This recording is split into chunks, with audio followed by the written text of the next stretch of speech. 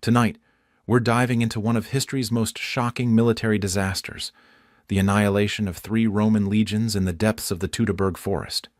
For over 2 centuries, Rome's armies had seemed invincible, carving out an empire that stretched from the Scottish highlands to the deserts of Africa.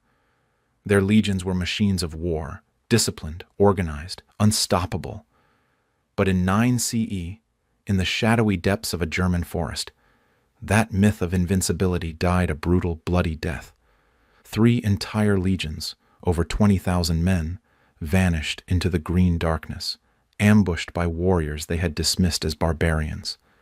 It was a catastrophe so complete, so shocking, that it changed the course of European history forever. So settle in, dim the lights, and let me tell you the story of how Rome's greatest military disaster unfolded in the rain-soaked wilderness of Germania. This is a tale of hubris and betrayal, of civilization meeting its match in the primal fury of the forest. A story that begins with the rise of an empire that believed itself invincible, and ends with the screams of dying legionnaires echoing through trees that would become their tomb. To understand the magnitude of what happened in the Teutoburg Forest, we must first understand what Rome had become by the time of Augustus Caesar. This was not the small city-state that had once trembled before Hannibal's elephants. This was an empire that had swallowed the Mediterranean like a hungry god, an empire whose armies had never known lasting defeat. The Roman legion was not just a military unit. It was a philosophy made flesh, a testament to human organization and discipline that had conquered the known world. Each legion was a self-contained engine of war, roughly 5,000 men strong, supported by auxiliaries and specialists who brought the total to nearly 6,000 souls marching in perfect synchronization. At the heart of this machine was the legionnaire himself, not a conscript dragged from his plow, but a professional warrior who had sworn an oath that bound him for 25 years of service. He was a citizen of Rome, entitled to vote, to own property, to demand trial by law. But more than that, he was part of something larger than himself, a brotherhood forged in blood and bronze that had humbled kings and toppled empires. The legionnaire's equipment was standardized, mass-produced in the armories of the empire. His lorica segmentata, that distinctive segmented armor, was a marvel of engineering, flexible plates of iron that could turn aside sword blows while allowing freedom of movement.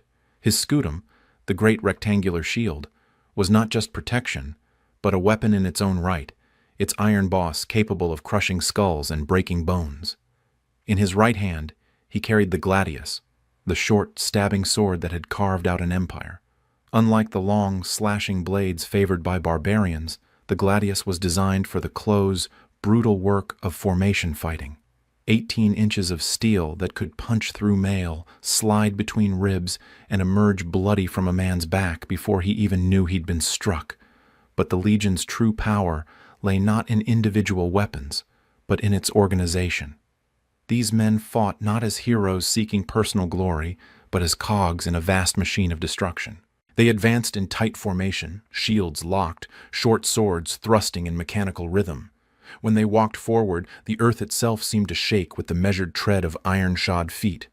Each legion was divided into 10 cohorts, each cohort into centuries, each century commanded by a centurion, a professional officer who had risen through the ranks by merit, not birth. These were the iron backbone of the empire, men who had seen a dozen campaigns, who could read terrain like a scroll and smell ambush on the wind. Supporting the heavy infantry were the specialists who made the legion a complete army in miniature. Engineers who could build bridges, siege works, and fortified camps with breathtaking speed. Artillery crews who operated the scorpions and ballistas that could punch bolts through enemy formations at 400 paces. Cavalry who served as the legion's eyes and ears, ranging far ahead to scout and screen. The auxiliary troops, non-citizens recruited from conquered peoples, added their own specialized skills. Germanic tribesmen who could track like wolves, Balearic slingers whose stones could crack a skull at 100 yards, Numidian light horse who could ride rings around heavy cavalry. The empire had learned to turn the skills of its enemies against them, to make strength from diversity. When a Roman army took the field, it carried with it not just weapons and armor, but the accumulated wisdom of 4 centuries of warfare. Their battle drills had been perfected in the crucible of conquest. Their tactics had been tested against Gallic berserkers, Germanic shield walls, Parthian horse archers, and British chariots. There was no enemy they had not faced, no terrain they had not mastered. But perhaps most importantly, the Romans brought with them an absolute confidence in their own superiority. This was not mere arrogance. It was a faith built on centuries of victory, a conviction that their discipline, their organization, their superior civilization made them invincible. They were the chosen people of Mars, the sons of wolves, the heirs of destiny itself. Their camps were marvels of military engineering, constructed the same way whether they were in the deserts of Egypt or the forests of Gaul. Each night the legionnaires would dig a defensive ditch, raise an earthen rampart, and erect a palisade of sharpened stakes. Within hours, they had created a fortified position that could resist anything short of a formal siege. These were not men who took chances. They were professionals who left nothing to chance. The legion's supply train was equally impressive. Each soldier carried his own kit, armor, weapons, tools, and provisions for 3 days. But following behind came the vast baggage train with everything needed to sustain an army in the field: food, wine, medical supplies, spare weapons, siege engines, and the 1,000 other necessities of war. A Roman army was self-sufficient, capable of operating independently for months at a time. And when battle was joined, the legion fought with a cold, mechanical efficiency that terrified its enemies. There were no wild charges, no berserker fury, no reliance on individual heroics. The Romans advanced in formation, shields locked, swords ready, while their artillery and archers prepared the way. They fought like a machine, each man knowing his role, each unit supporting the others in a deadly dance of destruction. Their enemies often outnumbered them, sometimes fought with desperate courage, occasionally possessed superior weapons or terrain. But none of that mattered when faced with the terrible discipline of the legion. The Romans had learned to make war an exact science, a matter of engineering and logistics as much as courage and skill. By the time of Augustus, this machine had conquered an empire that stretched from Hadrian's Wall to the Euphrates, from the Rhine to the cataracts of the Nile. Roman eagles had been planted in the soil of 3 continents. Roman law governed 50 million people. Roman roads carried the trade of the world, while Roman ships ruled the Mediterranean like a private lake. The empire seemed eternal, its borders secure, its armies invincible. Augustus himself boasted that he had found Rome a city of brick and left it a city of marble. He had restored peace after decades of civil war, established stable frontiers, and created institutions that seemed destined to endure forever. But even at the height of its power, the empire faced challenges. The frontiers were vast and difficult to defend. The army was spread thin, trying to garrison a perimeter that stretched for thousands of miles. And beyond the borders waited peoples who had not yet felt the full weight of Roman power, peoples who might prove more dangerous than any the legions had yet faced. To the north, beyond the Rhine, lay Germania, a vast wilderness of forests and swamps inhabited by fierce tribal peoples who had already shown they could fight. Julius Caesar had crossed the Rhine twice, more to demonstrate Roman power than to conquer, and had returned with tales of a land so wild and alien that it seemed to exist outside the civilized world. It was into this darkness that Rome would soon march, confident in its invincibility, certain that no barbarian horde could stand against the disciplined might of the legions. The Romans believed that their superior civilization, their advanced tactics, their unbreakable discipline made them unstoppable. They were about to discover how wrong they could be. Beyond the Rhine, beyond the ordered world of Roman roads and marble temples, lay Germania, a realm that existed at the very edge of the known world, wrapped in mist and myth, like the primordial forests that covered its endless expanse. To Roman eyes, this was the domain of barbarians, a wilderness where civilization had never taken root and shadows held sway over the hearts of men. The land itself seemed hostile to human ambition. Vast forests stretched from the Rhine to the distant Vistula, an unbroken sea of oak and beech and pine that could swallow armies whole. These were not the tamed woods of Italy, crossed by roads and dotted with villas, but primeval wilderness where the trees grew so thick that noon felt like twilight and paths vanished into green obscurity. In winter, the forests became a realm of death. Snow piled shoulder-deep between the trunks, while ice turned streams into barriers and trails into treacherous slides. The cold was savage, bone-deep, the kind that could kill a man in his sleep if he let his fire die.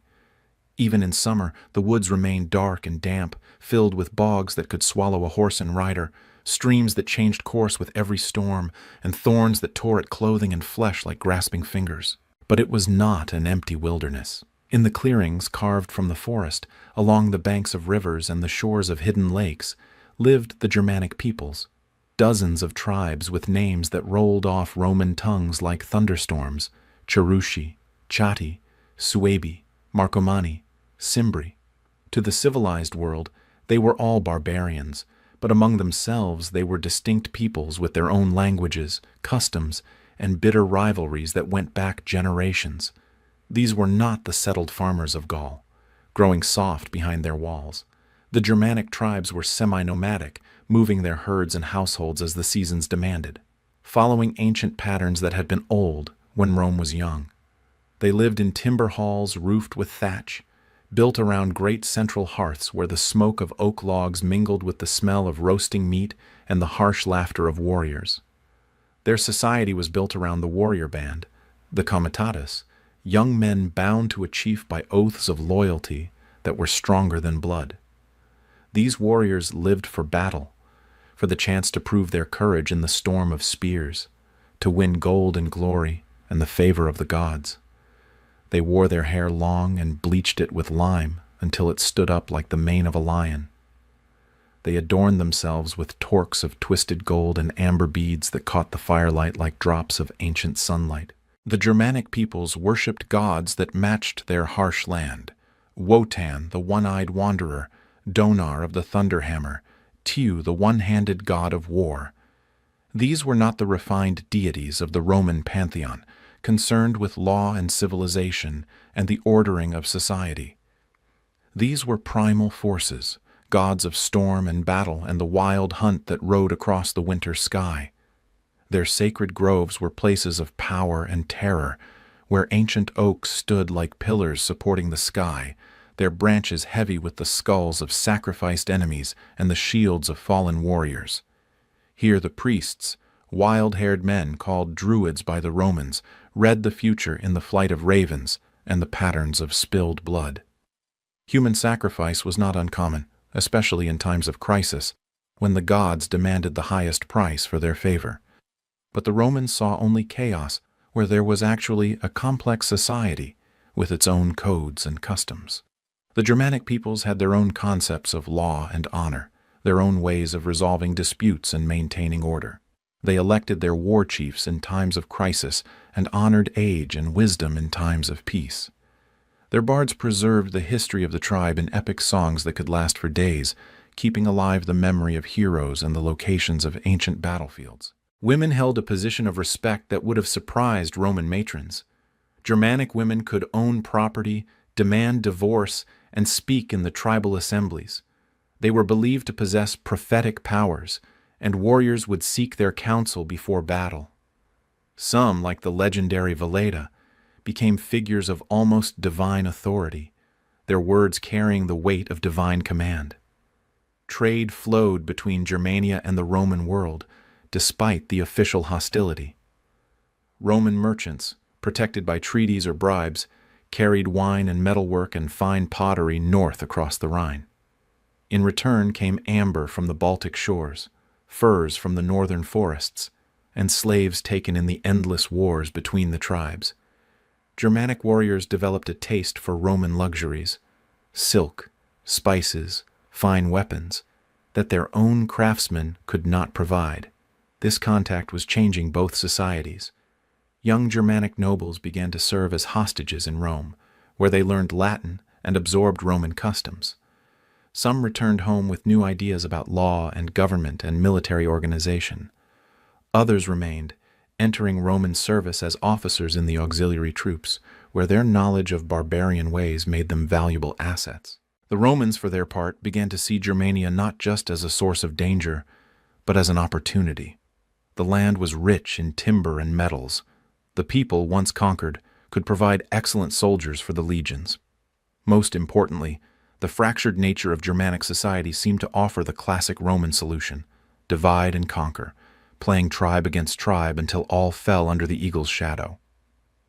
Julius Caesar had shown it could be done.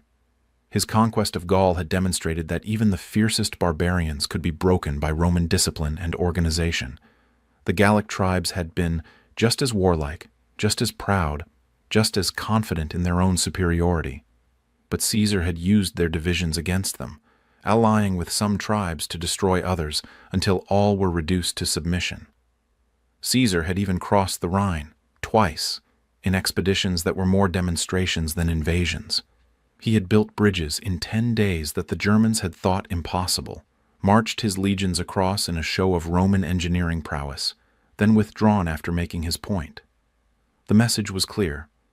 Rome could go anywhere, any time, and no river or forest or tribal confederation could stop them. But Caesar's successors faced a different challenge. The civil wars that tore apart the Republic had left the frontiers neglected, the Germanic tribes free to raid and pillage across the Rhine.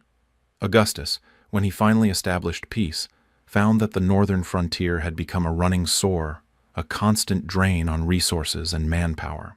The solution seemed obvious: conquer Germania as Caesar had conquered Gaul. Extend the frontier from the Rhine to the Elbe, creating a shorter, more defensible border while gaining control of the region's wealth. It was a strategy that made perfect sense to Roman minds, accustomed to thinking in terms of straight lines and geometric solutions. What they failed to understand was that Germania was not Gaul. The forests were deeper, the tribes more scattered, the terrain more hostile to organized armies. The Germanic peoples had learned from Gallic mistakes, had studied Roman methods and developed countermeasures. They were not the same barbarians Caesar had faced. They were barbarians who had learned to fight Romans. But Roman confidence was absolute. They had conquered the world with their superior discipline and organization.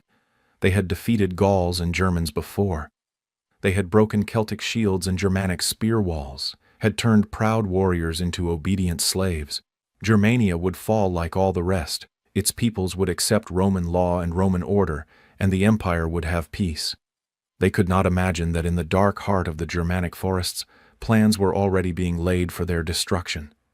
That among the warriors who served Rome and spoke Latin and wore Roman armor, there were some who remembered their own gods and their own people, who watched and waited for the perfect moment to strike. The forests were patient.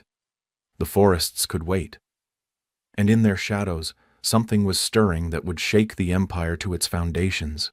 The first Roman boots to march beyond the Rhine in conquest belonged to the legions of Drusus, Augustus's stepson, in 12 BCE. It was to be the beginning of a new chapter in Roman expansion, the extension of imperial power into the heart of barbarian Europe. The young general crossed the sacred boundary with confidence born of centuries of victory, leading his legions into a wilderness that Romans believed would soon echo with Latin commands and the measured tread of hobnailed sandals. Drusus was everything a Roman general should be: brave, intelligent, charismatic, and absolutely convinced of Roman superiority. He had learned his craft in the Alpine campaigns, where Roman engineering had carved roads through impossible terrain, and Roman discipline had scattered tribal armies like leaves before a storm. Germania, he believed, would prove no more challenging than the mountains of Raetia or the forests of Pannonia. The early campaigns seemed to confirm Roman confidence. Drusus struck deep into Germanic territory, his legions moving with the mechanical precision that had conquered the world. They built roads as they advanced, permanent arteries of Roman power that would carry trade and administration into the heart of barbarian lands. They established camps that became fortified towns, islands of civilization in the sea of wilderness. The Germanic tribes fought bravely but chaotically, their warrior bands clashing against the disciplined legion formations like waves against a seawall. Individual German warriors might be larger and stronger than their Roman counterparts. Their weapons might be finely crafted, their courage undoubted. But courage without discipline was merely spectacular suicide, and the Romans had long ago learned to turn barbarian virtues against themselves. Time and again, Germanic war parties would charge the Roman lines with berserker fury, only to break themselves against the wall of shields and the hedge of gladi. The Romans fought with cold efficiency, each man knowing his place, each unit supporting the others, while their artillery and archers picked off enemy leaders and disrupted charges before they could gain momentum. Victory followed victory. The Frisi were defeated and forced to pay tribute. The Chauci submitted without a fight. The Cherushi, led by their young king Segimiris, agreed to provide hostages and auxiliary troops in exchange for Roman protection against their enemies. With each triumph, the vision of a Germania Pacifica seemed more achievable. Drusus pushed deeper into the wilderness, his legions following rivers that led toward the distant Elbe. The Weser fell under Roman control, then the Ems. Germanic strongholds that had stood since time immemorial were stormed and burned, their defenders killed or enslaved, their treasures sent back to Rome as proof of conquest. But the land itself seemed to resist Roman order. Roads that took months to build would be washed away by a single storm. Fortified camps would be swallowed by the forest if left unguarded for even a season. The climate was harsh and unpredictable, with summers that brought disease-bearing swamps and winters that could kill sentries at their posts. More troubling were the people. Unlike the Gauls, who had lived in towns and cities that could be occupied and controlled, the Germanic tribes seemed to melt away before the advancing legions, only to reappear in the Romans' rear, striking at supply columns and isolated garrisons before vanishing back into the forest. It was not the kind of war Romans were used to fighting, with clear battle lines and decisive engagements. It was a war of shadows and ambushes, of enemies who refused to stand and fight in the proper manner. Drusus adapted as best he could, using Germanic auxiliaries who knew the terrain and could track their fellow barbarians through the densest woods. He built a chain of fortresses along the major rivers, creating strong points that could support each other and control the surrounding territory. He made alliances with friendly tribes, offering them Roman protection and trade in exchange for their loyalty. For a time, it seemed to work. By 9 BCE, Roman power extended to the Elbe itself, and Drusus was planning campaigns beyond even that distant river. Germania appeared to be following the same path as Gaul, initial resistance followed by gradual acceptance of Roman rule.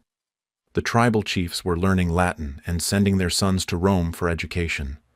Roman merchants were establishing trading posts in former enemy territory.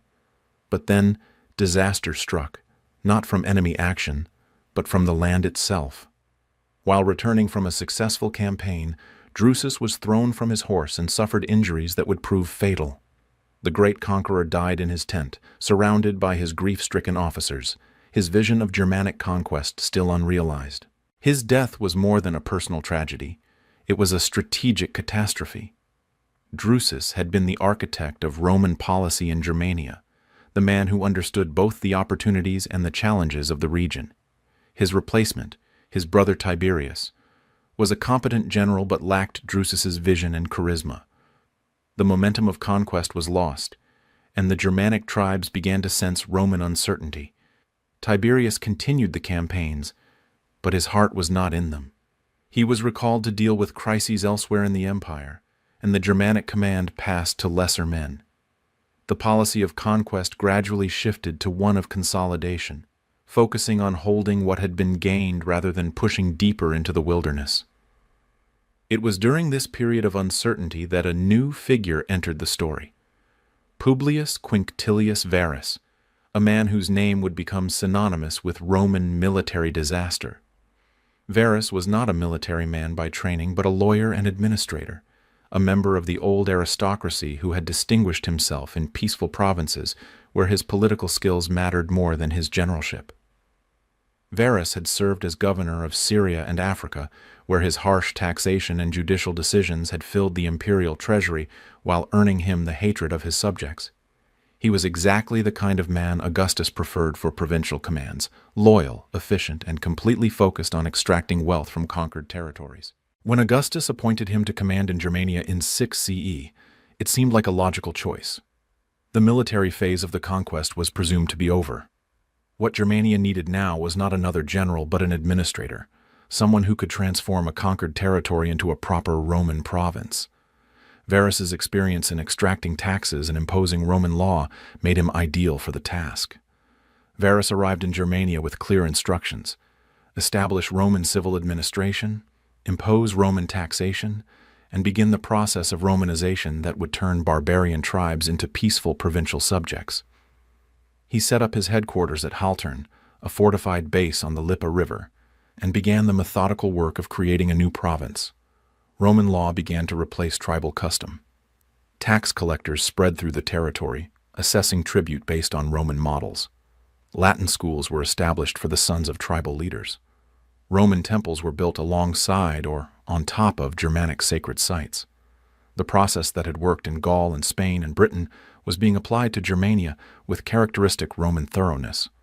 But Varus misunderstood his situation completely. He believed he was governing a pacified province, when in reality he was occupying a temporarily subdued enemy territory. The Germanic tribes had not been conquered in the way Romans understood conquest. They had merely been overawed by Roman power and were waiting for an opportunity to strike back. The Roman presence in Germania was much more fragile than it appeared. The legions were scattered in small garrisons spread across hundreds of miles of hostile territory. The supply lines stretched back across the Rhine, vulnerable to attack at any point. The Germanic auxiliaries who served with the legions remained loyal only as long as Roman power seemed invincible. Most dangerously of all, the Romans had created their own enemy. Among the Germanic warriors who served in the Roman auxiliary forces, among the tribal princes who had been educated in Rome, among the guides and interpreters who had learned Roman ways, were men who understood Roman methods but retained Germanic loyalties. They knew Roman tactics, Roman discipline, Roman weaknesses, and they were beginning to share that knowledge with those who opposed Rome. Principal among these was a young Cheruscan noble named Arminius, who had served with distinction in the Roman army and had even been granted citizenship for his services. To his Roman colleagues, he was the perfect example of successful Romanization, a barbarian who had embraced civilization and become a loyal servant of the empire. They had no idea that he was planning their destruction. Varus, meanwhile, continued his administrative work with characteristic Roman efficiency. He established courts and imposed Roman legal procedures. He organized the collection of tribute according to imperial standards. He began the census that would determine taxation and military service obligations.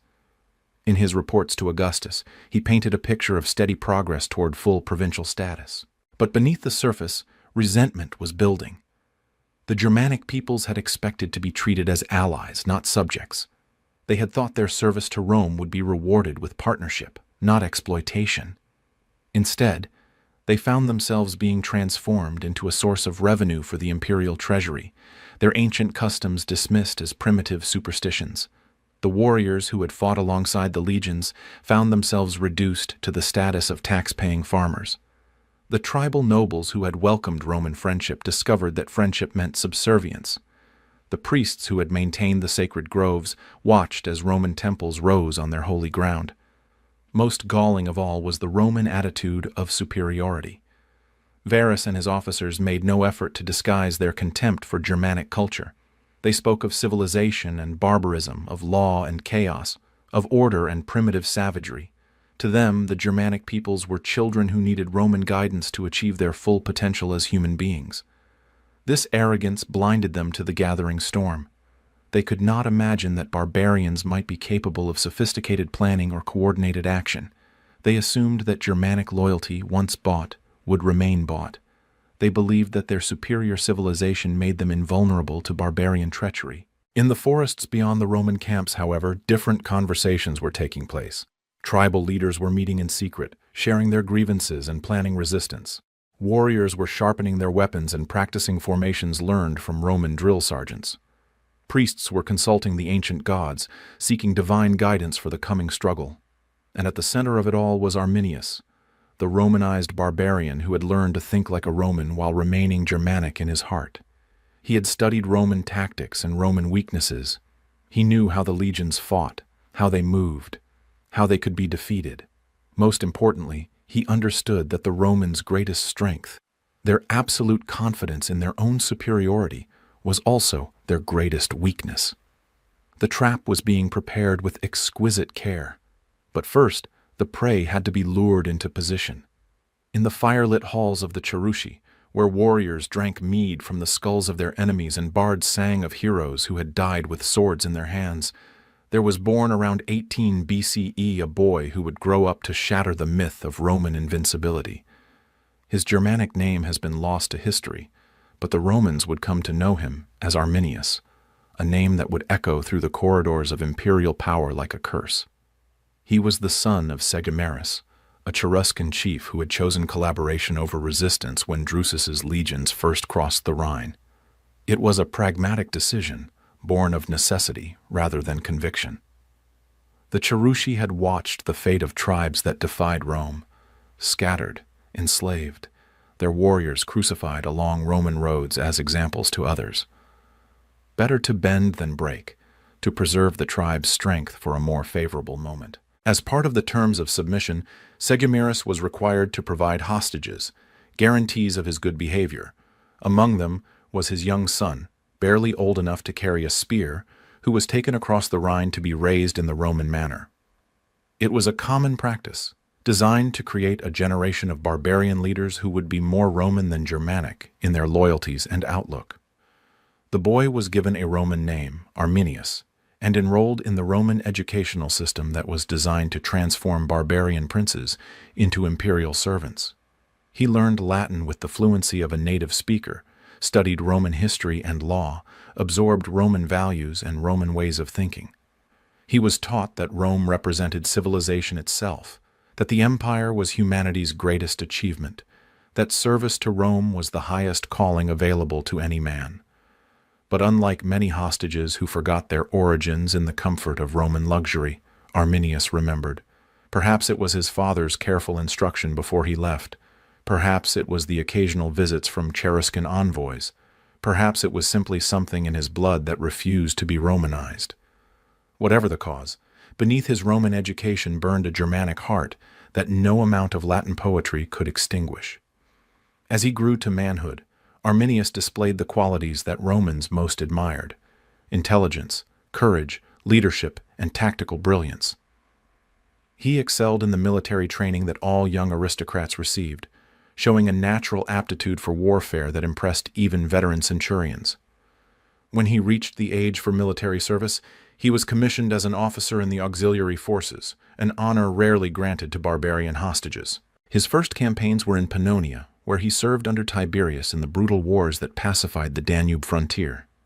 Here he learned Roman military methods from the inside, studying legion tactics and organization with the intensity of a scholar. He watched how Romans used engineering to overcome natural obstacles, how they employed artillery and cavalry, how they maintained discipline in the chaos of battle. More importantly, he learned Roman weaknesses. He saw how Roman arrogance could blind generals to tactical realities. He observed how Roman formations could be disrupted by unexpected attacks. He noted how Roman supply lines were vulnerable to guerrilla warfare. He studied Roman psychology, learning to recognize the signs of overconfidence that often preceded Roman disasters. His service was exemplary. Roman commanders praised his tactical skill and his ability to communicate with barbarian opponents. He was awarded Roman citizenship, an extraordinary honor for a Germanic prince, and was inducted into the equestrian order, making him a member of the Roman nobility. To all appearances, he had become exactly what the Roman system was designed to create: a loyal barbarian aristocrat who would serve imperial interests in his native land. But Arminius was playing a longer game. With each promotion, each honor, each expression of Roman confidence in his loyalty, he was gaining access to more sensitive information about Roman plans and capabilities. He was learning the names of Roman officers, the locations of Roman bases, the schedules of Roman patrols. Most importantly, he was studying the character of the men who would one day be his enemies. When Varus was appointed to command in Germania, Arminius saw his opportunity. He volunteered to serve as one of Varus's advisors, offering his knowledge of local conditions and his ability to communicate with the Germanic tribes. Varus, who needed local expertise to carry out his administrative mission, welcomed the young officer warmly. To Varus, Arminius represented everything that was possible in Germania: Here was a barbarian who had been transformed by Roman civilization into a cultured, intelligent, thoroughly Romanized gentleman. If one Germanic prince could be so successfully converted, surely the entire region could be pacified and Romanized with time and proper administration. But while Arminius was winning Roman confidence, he was also secretly renewing his ties to his own people. During hunting expeditions and diplomatic missions, he met with Cheruscan leaders and began to feel out their attitude toward Rome. What he discovered was a deep well of resentment that had been carefully hidden beneath a facade of submission. The Germanic tribes had expected partnership from Rome, not domination. They had thought their military service would be rewarded with respect and autonomy, not taxation and legal subjugation. The Roman policy of Romanization, which sought to replace Germanic culture with Roman customs, was seen as an attack on everything the tribes held sacred. Arminius began to work carefully and patiently to build a coalition of resistance. He could not simply call for an uprising. That would bring immediate Roman retaliation. Instead, he had to convince the tribal leaders that Rome could be defeated, that the legions were not invincible, that a properly planned revolt could succeed where previous uprisings had failed. His argument was compelling because it was based on intimate knowledge of Roman methods. He explained how Roman formations could be disrupted in difficult terrain. He described how Roman discipline could break down when soldiers were hungry, exhausted, and demoralized. He revealed the vulnerabilities in Roman supply systems and communication networks. Most persuasively, he offered a concrete plan. Rather than face the legions in open battle where Roman advantages would be decisive, the Germanic tribes would use the terrain to their advantage. They would lure a Roman army deep into the forest, then attack when the Romans were strung out on the march, unable to form their usual tight formations. But the plan required perfect timing and coordination. The Romans would have to be convinced to march into the trap without suspecting treachery. The Germanic tribes would have to set aside their traditional rivalries and work together with military precision. Most importantly, someone with access to Roman command decisions would have to ensure that everything went according to plan. Arminius was that someone. His position as Varus's advisor gave him advanced knowledge of Roman movements. His reputation for loyalty meant that his suggestions were taken seriously. His understanding of Roman psychology allowed him to manipulate Varus into making the decisions that would lead to disaster. The coalition of tribes that Arminius assembled was remarkable in its scope and organization. The Cherusci provided the leadership and much of the planning. The Chatti contributed their knowledge of forest warfare and their skill with ambush tactics. The Marsi and Bructeri offered warriors in strategic positions. Even some Suebi clans, traditional enemies of the Cherusci, agreed to participate in exchange for a share of the anticipated spoils. But perhaps most crucially, Arminius recruited Germanic warriors who were serving in the Roman auxiliary forces.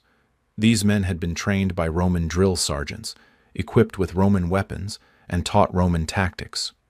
They knew Roman signals and passwords, Roman formations, and Roman weaknesses. When the time came, they would turn their Roman training against their Roman commanders. The depth of the conspiracy was extraordinary. Varus's own bodyguard included Germanic warriors who were secretly loyal to Arminius. Roman camps were filled with auxiliaries who were waiting for the signal to revolt. Supply convoys were guided by scouts who knew exactly where to lead them for maximum vulnerability. Yet through it all, Arminius maintained his facade of loyalty perfectly. He continued to advise Varus on administrative matters, to translate in meetings with tribal leaders, to provide intelligence on Germanic customs and geography. His performance was so convincing that even Roman officers who prided themselves on their ability to judge character never suspected his true intentions. The psychological strain must have been enormous. By day he wore Roman armor and spoke Latin and played the role of the loyal auxiliary officer. By night he met in secret groves with Germanic chiefs and planned the destruction of the men who trusted him. He was living a double life with stakes that could not have been higher. Discovery meant not just his own death, but the destruction of his entire plan and probably his entire people. But Arminius was sustained by something stronger than personal ambition or even tribal loyalty. He was driven by a vision of Germanic freedom, of a world where his people could live according to their ancient customs without Roman interference. He had seen what Roman civilization meant in practice. The reduction of proud warriors to tax-paying farmers, the replacement of tribal law with imperial bureaucracy, the transformation of sacred groves into Roman temples. He understood that this was not a war between civilization and barbarism, as the Romans liked to frame it, but between two different ways of understanding the world. The Romans believed in order imposed from above, in uniform laws and customs that stretched from Britain to Syria. The Germanic peoples believed in organic communities bound together by kinship and oath, in laws that grew from the soil and customs that honored the wisdom of ancestors. Arminius was fighting not just for political independence but for cultural survival.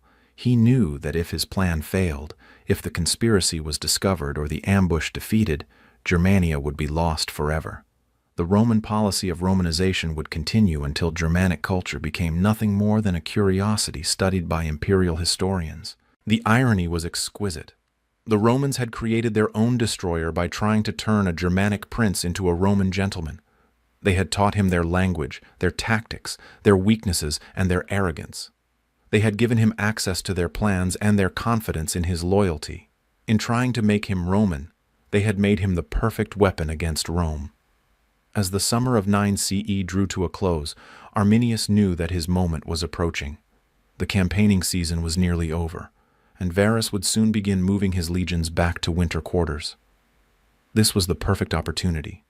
The Romans would be thinking of warm barracks and hot food, not of ambushes and battles. Their discipline would be relaxed, their vigilance reduced. All that remained was to provide Varus with a reason to march his army into the Teutoburg Forest, where 20,000 Germanic warriors waited in the shadows of ancient trees. And for that, Arminius had prepared the perfect lie. The morning of the march dawned gray and sullen, with low clouds hanging over the Roman camps like a funeral shroud. A light rain had begun to fall during the night, turning the ground to mud and filling the air with the smell of wet earth and rotting leaves. It was not an auspicious beginning for what Varus believed would be a routine patrol to suppress a minor rebellion among the distant Angrivari. The intelligence had come from Arminius himself, delivered with the concerned urgency of a loyal ally. A tribal uprising had broken out beyond the Weser, he reported, threatening the stability of the entire region. The rebels were poorly organized and lightly armed, but they were attacking Roman supply convoys and raiding settlements of friendly tribes. If Varus could bring his legions to bear quickly, the revolt could be crushed before it spread. It was exactly the kind of mission that appealed to Varus's administrative mindset. A show of force would demonstrate Roman power to wavering tribes, while a swift victory would provide a favorable entry in his reports to Augustus. The weather was unfortunate, but autumn campaigns were part of military life on the Germanic frontier. His legions were professional soldiers who had marched in worse conditions. 3 full legions assembled in the pre-dawn darkness, the 17th, 18th, and 19th, each with its proud eagle gleaming despite the gray light. These were veteran units with distinguished histories stretching back generations. The 17th had fought in Gaul under Caesar, the 18th had served in the Alpine campaigns, the 19th had helped conquer Pannonia. Together they represented nearly 15,000 of Rome's finest soldiers. Supporting them were 6 cohorts of auxiliary troops, mostly Germanic warriors recruited from supposedly friendly tribes. Arminius commanded one of these units, his men equipped with Roman weapons but fighting in their traditional manner. There were also specialists, engineers, artillery crews, cavalry scouts, and the vast supply train necessary to sustain an army in the field. In total, the column that began its march into the Teutoburg Forest numbered over 20,000 souls. Soldiers and servants, Romans and barbarians, citizens and slaves, all bound together by the iron discipline of the legions and the absolute confidence that Rome's eagles could not be defeated by any force on earth. Varus rode near the head of the column, surrounded by his staff officers and personal guard. He was not a young man, nearing 60, with the soft build of someone more accustomed to law courts than battlefields. His armor was magnificent but purely ceremonial, polished bronze worked with silver and gold. He had never fought in a serious battle and had no intention of doing so now. This was to be a police action, not a war. Behind him stretched the long column of marching legionnaires, their heavy equipment covered with oiled leather against the rain. Each man carried 60 pounds of gear, armor, weapons, tools, and supplies for 3 days. Their hobnailed sandals squelched in the mud as they marched, keeping the rhythm that had carried Roman arms to victory across 3 continents. The baggage train was enormous, even for what was supposed to be a quick expedition. Varus had brought along the full panoply of Roman administration, clerks and scribes to record the names and properties of rebels, tax collectors to assess fines and tribute, judges to conduct trials and impose sentences. He intended not just to defeat the uprising, but to reorganize the entire region according to Roman law. Carts laden with supplies stretched for miles behind the fighting troops. Food and wine, medical supplies and spare weapons, artillery pieces and siege equipment, everything an army might need for an extended campaign. The teamsters were mostly civilians, hired drivers and merchants who followed the legions for profit. They had no idea they were marching to their deaths. The road they followed was narrow and poorly maintained, barely more than a track through the wilderness. It had been built by Drusus's engineers during the early campaigns, but years of neglect had allowed the forest to begin reclaiming it. Branches overhung the path, forcing the soldiers to duck or push through hanging foliage.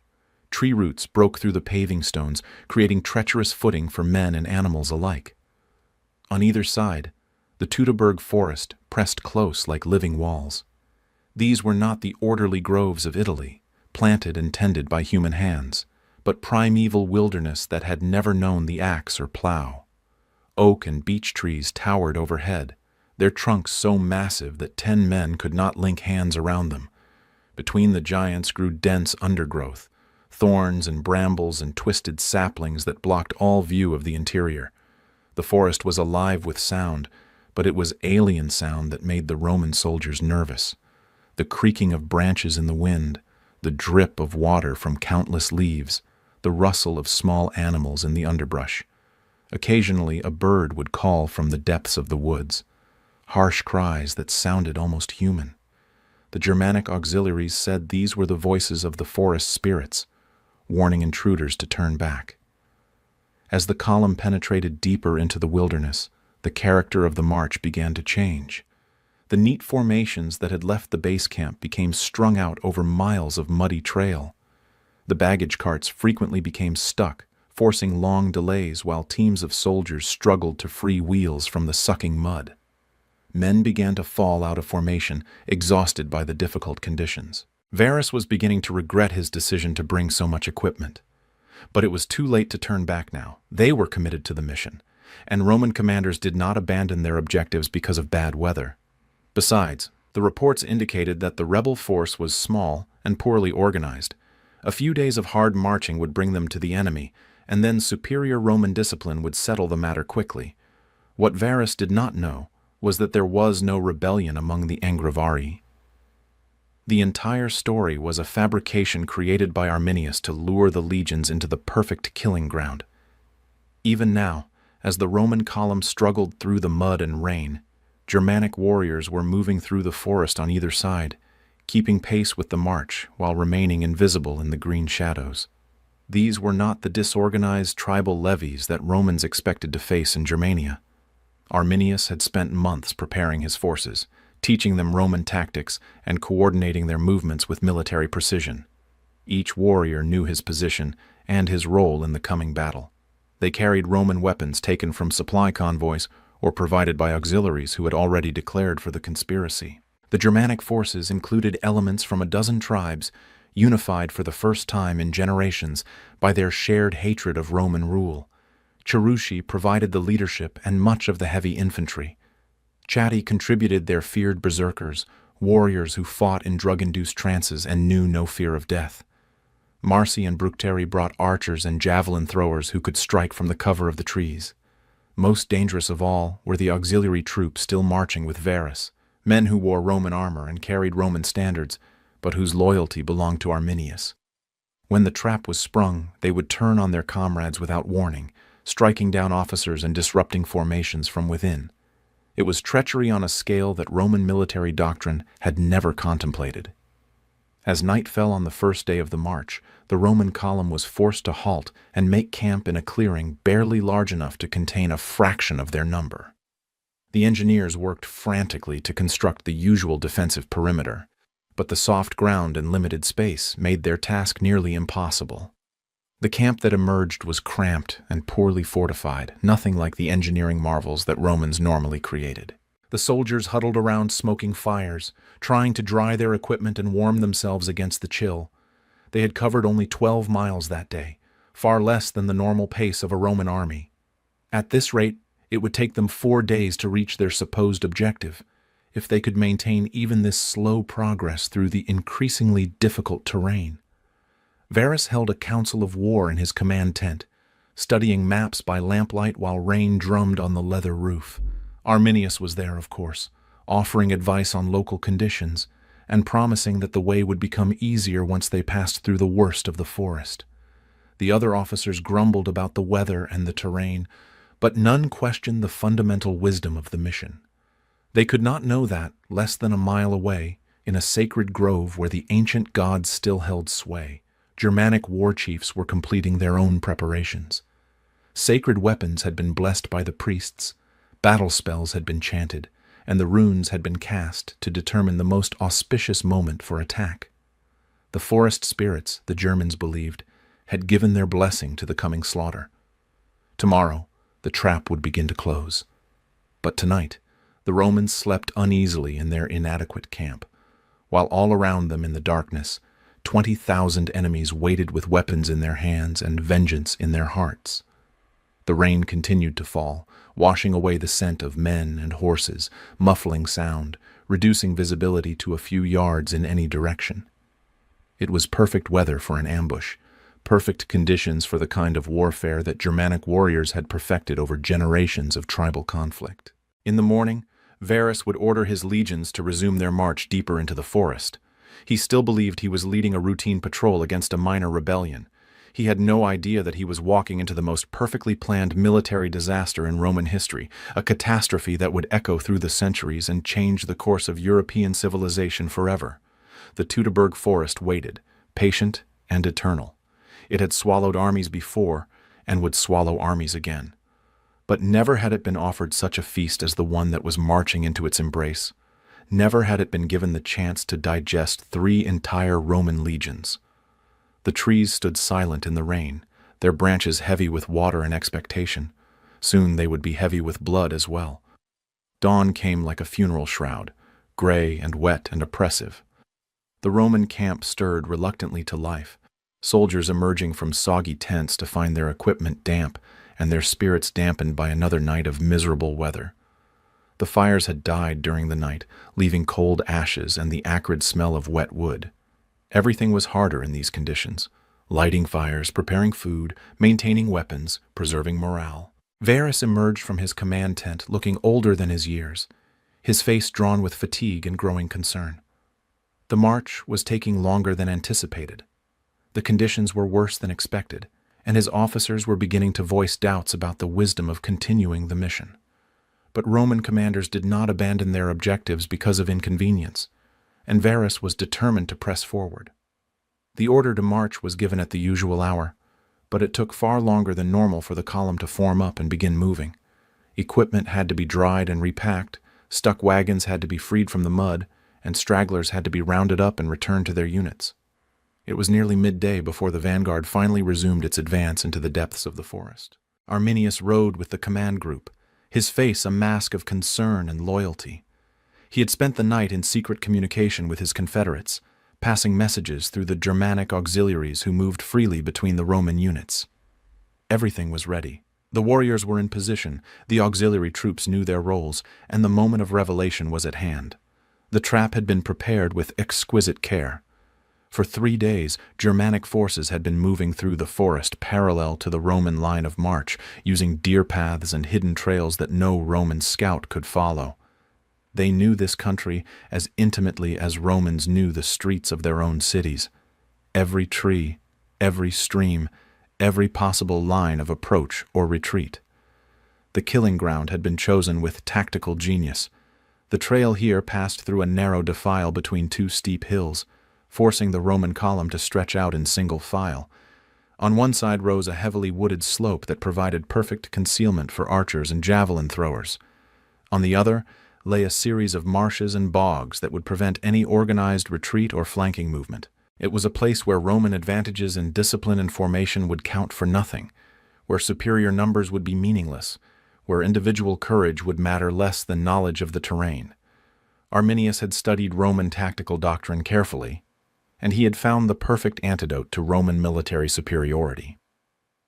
The vanguard of the Roman column entered the defile shortly after noon, the legionnaires of the 19th Legion picking their way carefully along the muddy track. Their centurions called out warnings about footing and formation, trying to maintain some semblance of military order despite the impossible conditions. Behind them came the main body of the army, strung out over nearly 6 miles of trail. Arminius waited until the Romans were fully committed to the passage, until their formation was as vulnerable as it would ever be. Then he gave the signal, a hunting horn that echoed through the forest like the voice of doom itself. The response was instantaneous and overwhelming. From every tree, from every boulder, from every patch of undergrowth came a storm of missiles that turned the air black with death. Javelins and arrows and spears came whistling down on the helpless Romans, who could not see their attackers and had no room to form their usual defensive formations. The Germanic war cry rose like thunder from 1,000 throats, a sound so primal and terrifying that it seemed to freeze the blood in Roman veins. It was the voice of the forest itself, the cry of wolves and ravens and all the savage things that dwelt beyond the borders of civilization. Romans who had faced Gallic berserkers and British chariots had never heard anything like it. The first Romans to die were the officers, deliberately targeted by Germanic marksmen who had learned to recognize Roman rank insignia. Centurions fell with arrows through their throats, tribunes collapsed with javelins in their chests, while their men watched in helpless horror. The command structure that held the legions together began to disintegrate under the precise savagery of the Germanic assault. Panic spread like wildfire through the Roman ranks. These were veteran soldiers who had never known defeat, who had been trained to believe that Roman discipline could overcome any obstacle. But they had never faced an enemy who understood their methods so completely, who could predict their reactions and counter their tactics before they could even be attempted. The Germanic auxiliaries struck at the same moment, turning on their Roman comrades with weapons drawn and battle cries on their lips. These men knew exactly where to strike for maximum effect, at the standard-bearers who held the units together, at the trumpeters who carried orders, at the officers who provided leadership. Their betrayal was surgical in its precision and devastating in its impact. Varus himself was nearly killed in the opening moments of the attack. A Cheruscan warrior wearing Roman armor came at him with a gladius, striking down his guards before lunging for the general. Only the intervention of his Germanic bodyguard, men whose loyalty he had never questioned, saved his life. He never realized that his salvation came from warriors who were part of the conspiracy, men who had been ordered to keep him alive for Arminius's purposes. The Roman response was exactly what Arminius had predicted. The legionnaires tried to form their usual defensive squares, shields locked and spears bristling outward. But the terrain made this impossible. There was no room for proper formations, no open ground where Roman discipline could assert itself. Men stumbled over tree roots and slipped in the mud, while missiles rained down on them from invisible enemies. Those Romans who tried to charge up the wooded slopes found themselves entangled in thorns and brambles, easy targets for Germanic warriors who could retreat through the forest faster than heavily armored legionnaires could follow. Those who tried to flee toward the marshes discovered that the soft ground would not support their weight, and they sank up to their waists in freezing bog water, while German spears found their backs. The baggage train became a scene of indescribable chaos. Civilian teamsters abandoned their wagons and fled screaming into the forest where they were hunted down by Germanic warriors who showed no mercy to non-combatants. Carts loaded with supplies were overturned and looted, their contents scattered across the muddy ground. The artillery pieces that were supposed to provide the legions with devastating firepower could not be brought to bear in the dense woods. As the afternoon wore on, the Roman column began to fragment. Some units maintained their discipline and fought with desperate courage, forming squares around their standards and selling their lives dearly. Others broke completely, scattering into the forest in small groups that were hunted down and destroyed piecemeal. The pride of the Roman army was being torn apart like a carcass by wolves. The 17th Legion, Bringing up the rear of the column was cut off completely when Germanic warriors emerged from hiding to block the trail behind them. These men found themselves fighting a separate battle, surrounded and outnumbered, with no hope of relief from the main body. Their eagle, the sacred standard that embodied the legion's honor, was captured after desperate fighting that left its guard lying dead around its base. Varus tried to restore order, riding from group to group and shouting commands that few could hear over the din of battle. But the general who had never fought a serious battle was helpless in the face of this kind of warfare. His staff officers were dead or missing, his communications had collapsed, and his army was disintegrating around him.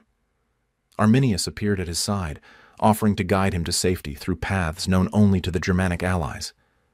Varus, desperate and confused, accepted the offer gratefully. He had no idea that his trusted advisor was the architect of his destruction, that every step of their retreat was being guided toward an even worse disaster. As darkness fell on the first day of the battle, the Roman army had ceased to exist as an organized force. What remained were scattered bands of survivors, huddled around dying fires in clearings they had managed to secure, surrounded by enemies they could not see and could not fight. The forest had swallowed 3 legions as completely as if they had never existed. But the nightmare was just beginning. The Germanic warriors who had spent the day in slaughter now settled down to wait for morning, knowing that the trapped Romans would grow weaker with each passing hour. There would be no relief column, no rescue, no miraculous salvation.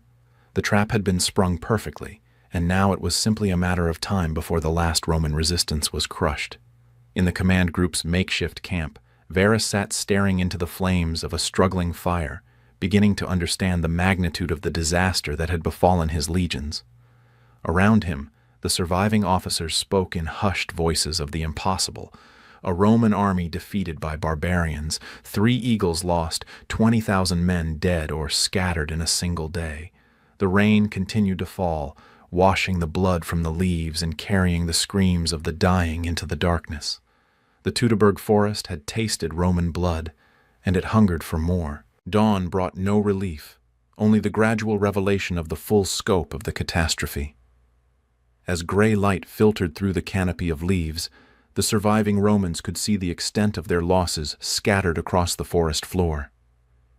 Bodies lay twisted among the tree roots, their armor gleaming dully in the weak sunlight. Roman eagles, the sacred standards that had never known defeat, lay trampled in the mud alongside the men who had died defending them. Of the 20,000 men who had marched confidently into the forest 2 days before, perhaps 8,000 remained alive and capable of fighting. But they were no longer an army. They were a mob of desperate men, scattered in small groups throughout the wilderness with no central command and no hope of coordinated action. Varus had aged a decade in a single night. The confident administrator who had boasted of pacifying Germania now sat hunched in his tent, staring at reports that told of unit after unit, either destroyed or missing. The 19th Legion had virtually ceased to exist. The 18th was scattered in fragments. Only the 17th maintained some semblance of organization, and they were cut off miles away with no chance of rejoining the main force. The general's staff had been decimated along with everything else. His chief of staff was dead. His intelligence officer was missing, and his artillery commander had been found with a Germanic spear through his chest. The men who remained were junior officers, promoted by catastrophe rather than merit, trying to make sense of a situation that defied comprehension. Arminius continued to play his role perfectly, offering advice and comfort while secretly directing the Germanic forces that surrounded them. He had sent messengers during the night, coordinating the next phase of the attack with the skill of a master tactician. The Romans were trapped exactly where he wanted them, weakened, but not yet destroyed, desperate enough to make the mistakes that would seal their doom. The Germanic strategy for the second day was patience incarnate. Rather than launch another massive assault, they would bleed the Romans slowly, wearing them down through exhaustion, hunger, and constant terror. Small groups of warriors would strike without warning, killing a few men before melting back into the forest. Arrows would whistle from the darkness, claiming sentries and officers. The psychological pressure would be relentless. The Romans tried to break out, but every attempt ended in disaster. A cohort of the 18th Legion attempted to fight their way back toward the Rhine, only to be led into a bog where they were slaughtered like sheep. A detachment of cavalry tried to ride for help, but their horses could not navigate the forest trails, and they were overwhelmed within minutes of leaving the camp. Hunger began to gnaw at Roman discipline as surely as Germanic weapons. The baggage train had been lost on the first day, along with most of the army's food supplies. What remained was scattered among the various groups of survivors, and there was no way to redistribute it fairly. Men began to fight over scraps of bread, and officers were forced to use their swords to maintain order among their own troops. Water was equally scarce despite the constant rain.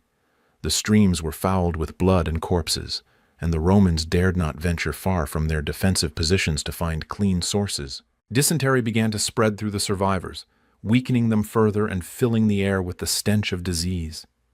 The Germanic warriors, by contrast, were fighting on their home ground with full bellies and high morale.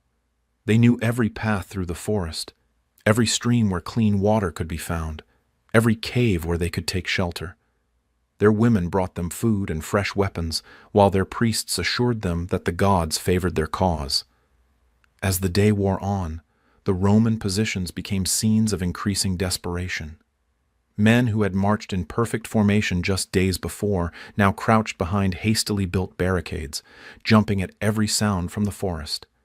Veterans who had served for decades spoke of surrender, a word that had never before crossed their lips in the face of barbarian enemies. The Germanic psychological warfare was masterful. They would call out in Latin to the trapped Romans, offering terms for surrender, promising good treatment for those who laid down their arms.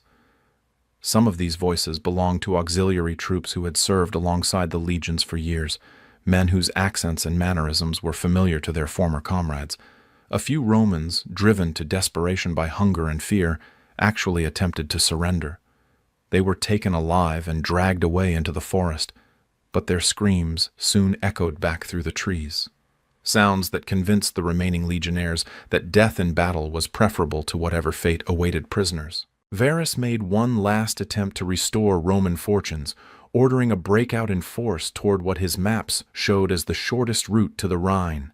It was a desperate gamble, but Roman military doctrine called for aggressive action even in the most hopeless circumstances. The survivors formed up as best they could, abandoned their remaining baggage, and prepared to fight their way to freedom or die in the attempt. The attack began with the same discipline that had conquered the world. Roman trumpets sounded the advance, and the remaining legionnaires moved forward with their shields locked and their weapons ready. For a moment, it seemed as if the old magic might still work, as if Roman valor might yet triumph over barbarian cunning. But Arminius had anticipated this move as well. The path the Romans chose led them directly into another prepared killing ground, where Germanic forces waited in carefully prepared positions. The breakout became another massacre, with Roman discipline crumbling under the weight of overwhelming odds and impossible terrain. By evening, the Roman force had been reduced to fewer than 5,000 effective fighters, huddled in a defensive position that could not be held against another determined assault. Their ammunition was nearly exhausted, their food was gone, and their morale was shattered beyond repair. Many of the wounded had been abandoned to die where they fell, and the survivors could hear their comrades calling for help from the darkness. Varus himself was barely recognizable as the confident general who had led the march into the forest. His ornate armor was dented and blood-stained, his face was haggard with exhaustion and despair, and his hands shook as he tried to write what he knew would be his final report to Augustus. The letter would never be sent. There was no one left to carry it and nowhere for them to go. The Germanic forces had grown stronger throughout the day as word of the victory spread through the tribal territories. Warriors who had not joined the original conspiracy now arrived to claim their share of the glory and the spoils. The forest around the Roman position swarmed with enemies who could strike at will and retreat before any effective response could be organized. As night fell on the second day, both sides knew that the end was approaching. The Romans had fought with all the courage and skill that had made them masters of the world, but they had been outmaneuvered by an enemy who understood their methods better than they understood his. The trap that Arminius had set was closing with mechanical precision, and there would be no escape.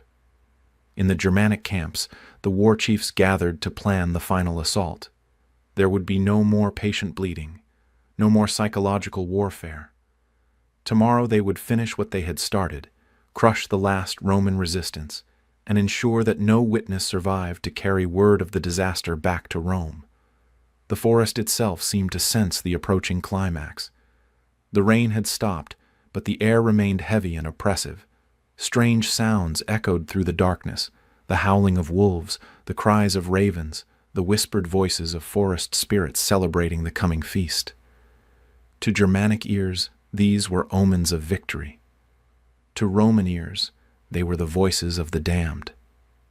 In his tent, Varus sat alone with his thoughts and his guilt. He had led 3 legions to destruction through his arrogance and his failure to understand the enemy he faced. 20,000 Roman soldiers were dead or dying because he had trusted the wrong man and made the wrong decisions. There would be no redemption, no second chance, no opportunity to make amends.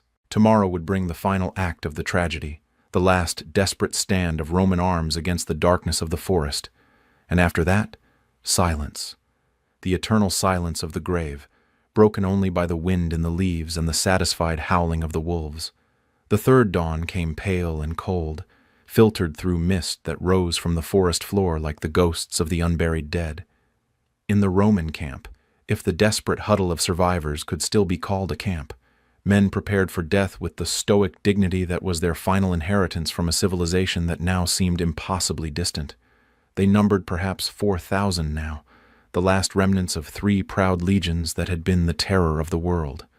Their armor was dented and blood-stained, their weapons notched and dulled, their faces hollow with hunger and despair. But they were still Romans, still soldiers of the eagle, and they would die as they had lived, with discipline and honor intact. Varus knew that this would be his final morning. During the night he had made his decision with the clarity that comes only when all illusions have been stripped away. He would not survive to face the shame of explaining this disaster to Augustus. He would not live to see Roman citizens in Germanic chains, Roman eagles displayed as trophies in barbarian halls. Death was preferable to dishonor. He had written what letters he could in the gray pre-dawn light, though he knew they would never reach their destinations. To Augustus, a confession of failure and a plea for forgiveness. To his family, words of love and sorrow for the disgrace he was bringing upon their name. To the families of his soldiers, inadequate expressions of gratitude for their sacrifice and apologies for his failures as their commander. Arminius came to him one final time, still playing his role as the loyal auxiliary officer concerned for his commander's safety. He offered to lead Varus and a small guard through the forest to safety, claiming knowledge of paths that the other Germanic forces had not yet discovered. It was the perfect final touch to his deception. The loyal barbarian trying to save the Roman general who had trusted him. But Varus had finally seen through the mask. Perhaps it was the way Arminius's eyes gleamed with satisfaction despite his words of concern. Perhaps it was the realization that no one could have planned such a perfect trap without intimate knowledge of Roman intentions. Perhaps it was simply the clarity that comes to a doomed man in his final hours. "I know who you are," Varus said quietly, his voice heavy with exhaustion and betrayal. "I know what you have done." Arminius dropped the pretense at last, his face transforming from loyal concern to cold triumph. "You understand nothing," he replied in perfect Latin that now carried the accent of his birth. "You came to our lands as conquerors, thinking to make us Roman. Instead, you have made me the destroyer of Rome." It was the first and last honest conversation between the two men. Varus looked into the eyes of the barbarian prince he had trusted, seeing there the intelligence and hatred that had planned his army's destruction with such exquisite care. Arminius looked back at the Roman general, whose arrogance had made that destruction possible, feeling neither pity nor regret for what was about to unfold. The Germanic assault began at full daylight, launched from every direction simultaneously. This was not the patient bleeding of the previous day, but a massive coordinated attack designed to overwhelm the last Roman resistance through sheer weight of numbers. War horns sounded from the forest depths, and the battle cry of 20,000 warriors shook the earth itself. They came like a human avalanche, pouring down from the wooded slopes and rising from the marshes where they had hidden during the night. Germanic berserkers led the charge, their bodies painted with sacred symbols, their minds lost in battle fury that made them immune to pain and fear. Behind them came the disciplined warriors of the tribal confederacy, armed with Roman weapons and trained in Roman tactics, turned against their former masters. The Roman response was magnificent in its futility. The survivors formed their squares according to drill patterns learned in distant training camps, shields locked and gladi ready. They fought with mechanical precision, even as death closed in around them, each man doing his duty to the end, maintaining the discipline that had made them masters of the world. But discipline alone could not save them now. The Germanic forces had overwhelming superiority in numbers, terrain, and momentum. The Roman squares were overwhelmed one by one, their formations broken by the sheer weight of the assault. Men who had stood firm in a dozen battles were swept away like leaves before a hurricane. The 19th Legion's eagle fell first, its guard overwhelmed by a rush of Cheruscan warriors who had fought their way through 3 ranks of desperate legionnaires. The sacred standard was seized and carried away in triumph, the first time in living memory that a Roman eagle had been captured by barbarian enemies. The 18th Legion's remnants made their last stand around a massive oak tree, their backs to its ancient trunk as enemies closed in from all sides. They died where they stood, shields raised and swords in hand, their bodies forming a ring of Roman steel around the tree that would become their monument. Individual acts of heroism blazed like stars in the gathering darkness. A centurion of the 17th Legion held a bridge over a small stream for nearly an hour, his sword arm rising and falling with mechanical precision as he cut down Germanic warriors until his body could no longer support his will.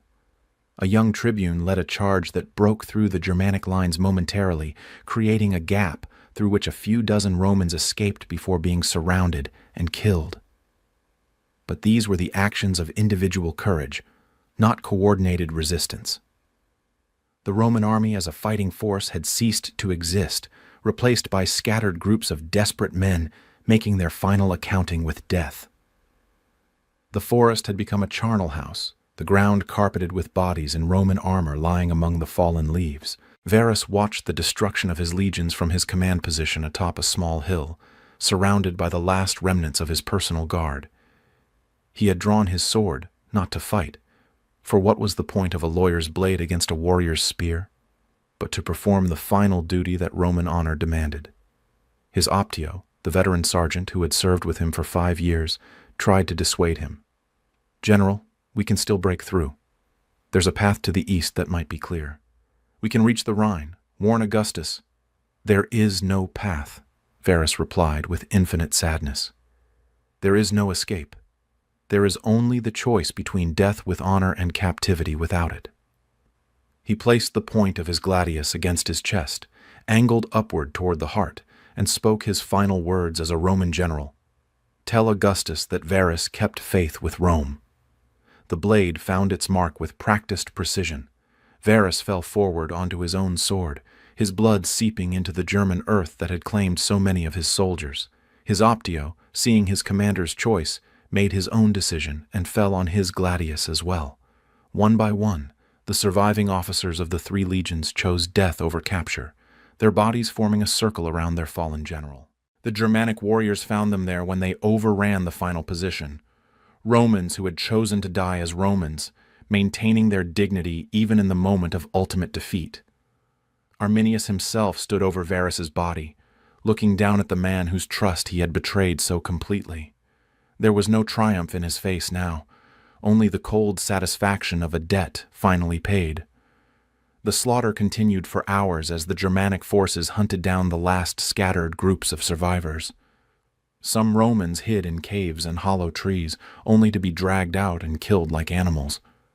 Others tried to swim across rivers and were pulled down by the weight of their armor.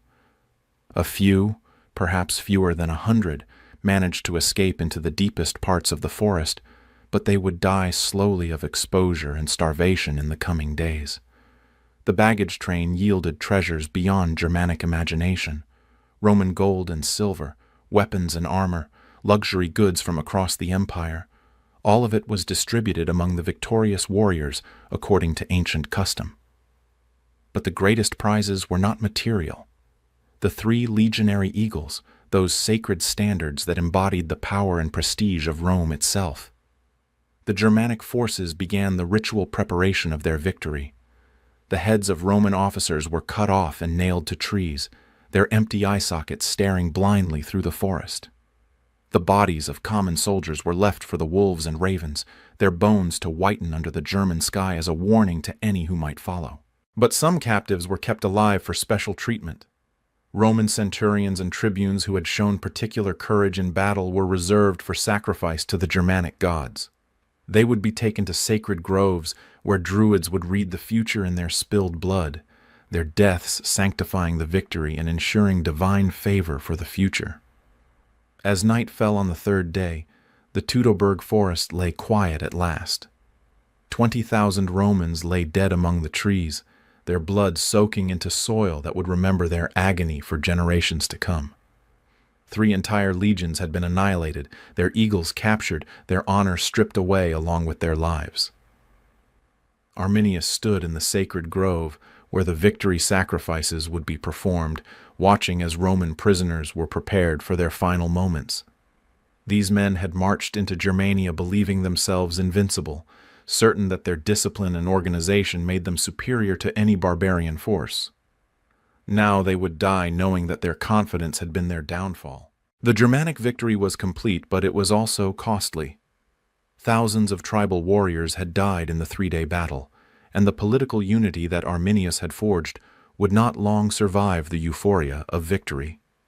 The tribes would soon return to their ancient feuds and rivalries, squandering the advantage they had gained through cooperation. But for now, in this moment of absolute triumph, the Germanic peoples could celebrate the greatest victory in their history. They had destroyed the myth of Roman invincibility, shattered the confidence of the world's greatest military power, and proven that barbarian courage and cunning could defeat civilized discipline and organization. The forest spirits, the Germanic warriors believed, had been appeased. The ancient gods had shown their favor. The sacred soil of Germania had been defended against foreign contamination. But they could not know that their victory, complete as it was, would ultimately prove sterile. Rome would not attempt to conquer Germania again, but neither would Germania ever threaten Rome's heartland. As the sacrificial fires burned in the darkness, and the drums echoed through the trees, Arminius must have wondered what would come next. He had achieved his goal of driving Rome from Germanic lands, but he had also made enemies who would never forget or forgive. The Romans would be back, not as conquerors, but as avengers. The Teutoburg Forest had given Germania its greatest victory, but it had also ensured that the region would remain forever divided, forever outside the mainstream of European development. The trees that had witnessed the slaughter would grow tall and strong, their roots fed by Roman blood, but they would shade a land that chose isolation over integration, tribal tradition over imperial innovation. The silence that followed the battle was the silence of the tomb, broken only by the whispered prayers of Germanic priests and the distant howling of wolves. Rome's invincible army had been annihilated in the green hell of the forest, but the consequences of that annihilation would echo through the centuries, shaping the destiny of Europe in ways that neither victor nor vanquished could possibly imagine. The news traveled slowly at first, carried by a handful of Germanic auxiliaries who had escaped the massacre, and a few Roman cavalry scouts who had witnessed the disaster from a distance. They stumbled into Roman frontier posts along the Rhine, babbling tales so incredible that their officers initially dismissed them as the hallucinations of men driven mad by battle trauma. 3 entire legions destroyed, Varus dead, the eagles captured. It was impossible. Roman armies did not simply vanish into barbarian forests. Roman discipline did not break before tribal war cries. Roman eagles did not fall to primitive spears and clubs. The reports had to be exaggerated, the product of panic and confusion in the heat of battle. But as more survivors trickled in, wounded men who had crawled for days through the forest, camp followers who had hidden in caves, Germanic deserters seeking Roman protection, the horrifying truth became undeniable. The flower of the Rhine army had been annihilated in the space of 3 days, victims of the most perfectly executed ambush in military history.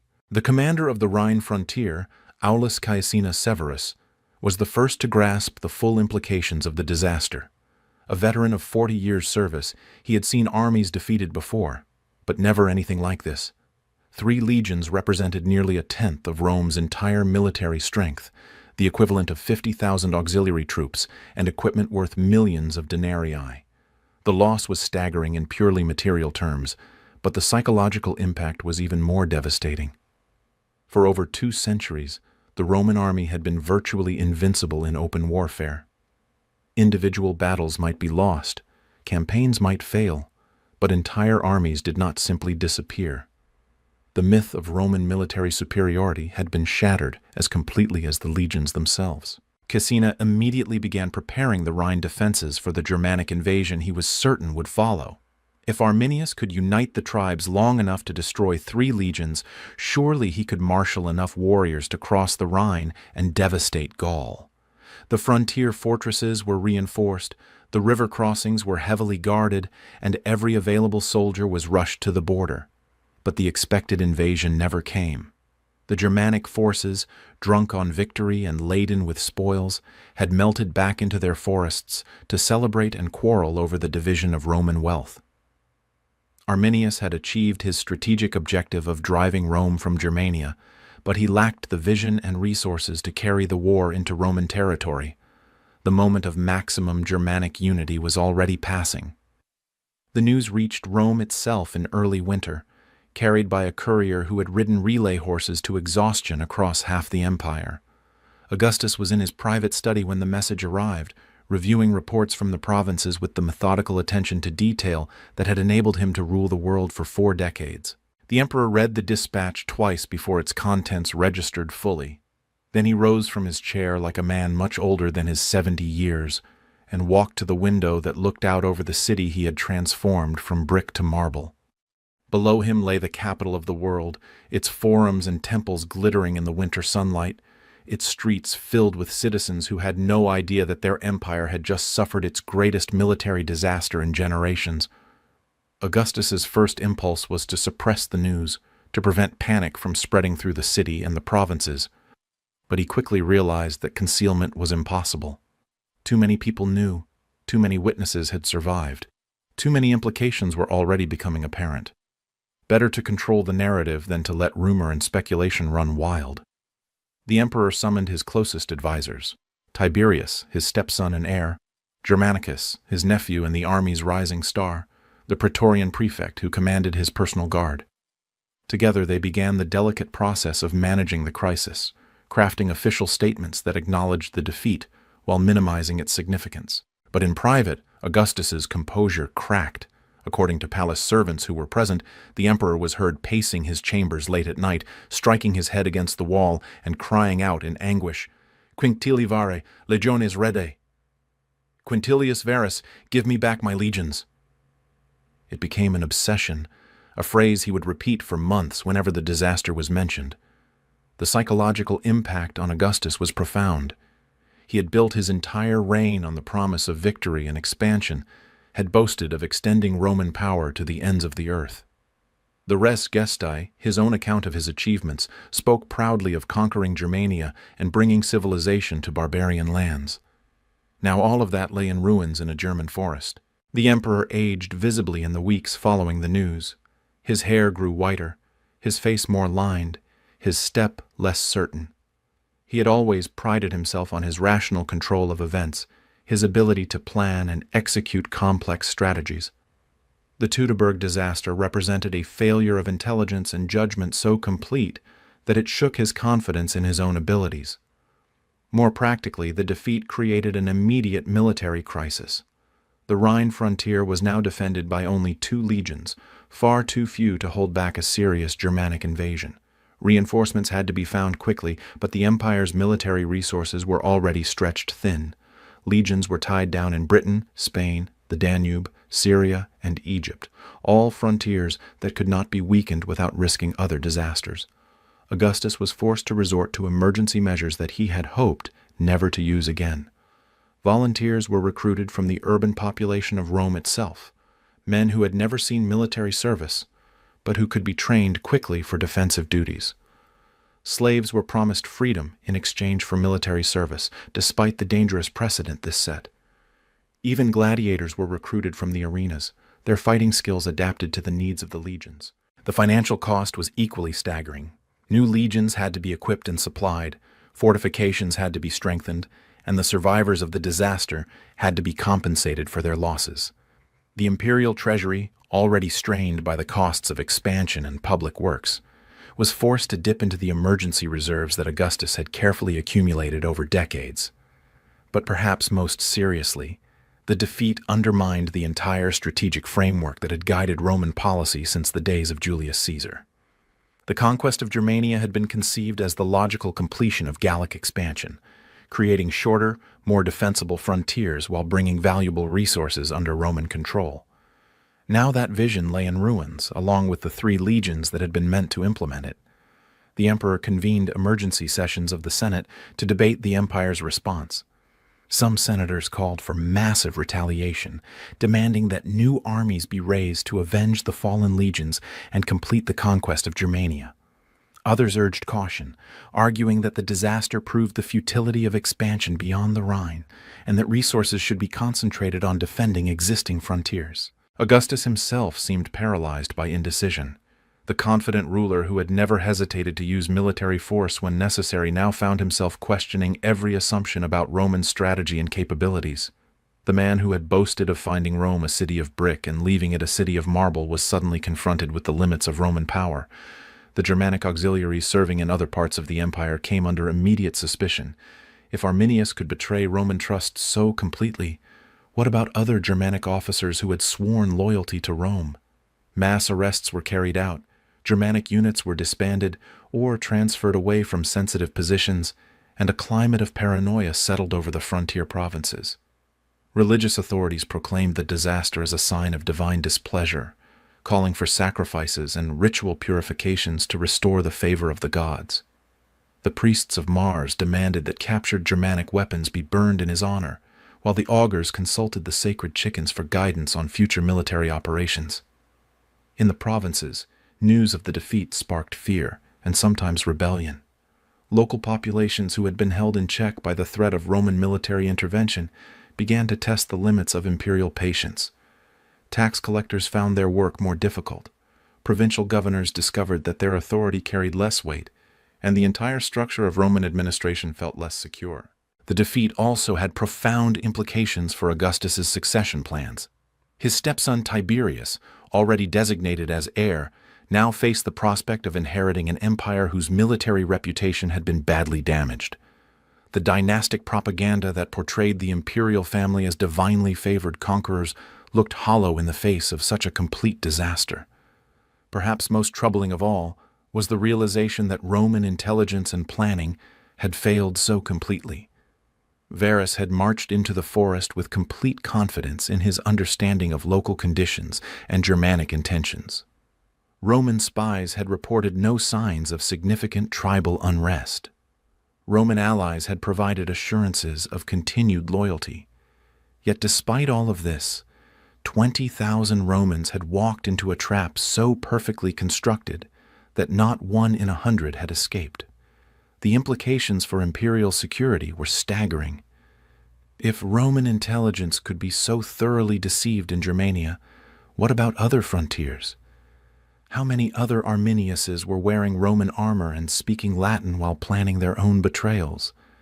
How many other seemingly pacified provinces were secretly preparing for rebellion? Augustus ordered a complete review of frontier policies and intelligence procedures, but the damage to imperial confidence could not be easily repaired. The emperor who had once boasted of conquering the world now found himself questioning whether the world could even be held, let alone expanded. The disaster in the Teutoburg Forest had revealed the fundamental fragility of imperial power, the extent to which Roman dominance depended on the myth of invincibility rather than actual military superiority.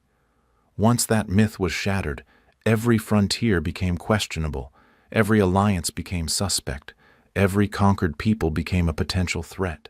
In the months that followed, Augustus would make a decision that would shape the future of Europe.